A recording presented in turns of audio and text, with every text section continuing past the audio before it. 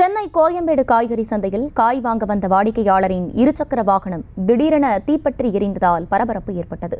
Petrol கசிவு காரணமாக வாகனம் தீப்பற்றியதாக கூறப்படும் நிலையில் இதுகுறித்த கூடுதல் விவரங்களோடு இணைகிறார் எமது செய்தியாளர் ஜெய்ஹரிஷ். ஜெய்ஹரிஷ், வணக்கம். முழு விவரங்கள். வணக்கம். சென்னை கோயம்பேடு காய்கறி சந்தையில் காலை இருசக்கர வாகனத்தில் காய்கறி வாங்க வந்த வேளச்சேரி பகுதியை சேர்ந்தவர் ராம். இவரது இருசக்கர வாகனம் திடீரென தீப்பற்றி எரிந்ததால் மார்க்கெட்டில் பரபரப்பான சூழ்நிலை நிலவியது. பரபரப்பாக காணப்படும், எப்போதும் பரபரப்பாக உள்ள கோயம்பேடு மார்க்கெட்டில் இந்த இருசக்கர வாகனம் தீப்பற்றிய சம்பவம் பரபரப்பை ஏற்படுத்தி உள்ளது. இயல்பாக வாகனத்தில் பெட்ரோல் கசிவு காரணமாக தீப்பிடித்திருந்தது இயல்பு. இதன் காரணமாக இந்த வாகனமும் தீப்பற்றி இருந்ததாக ஒரு காரணம் சொல்லப்படுகிறது.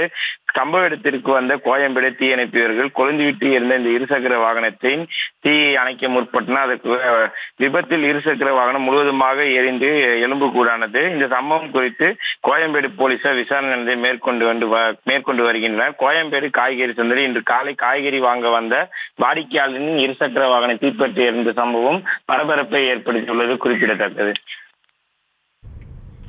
விவரங்களை வழங்கியமைக்கு நன்றி ஜெய்ஹரிஷ். செய்திகளை உடனுக்குடனும் துல்லியமாகவும் தெரிந்து கொள்ள சப்ஸ்கிரைப் பண்ணுங்க.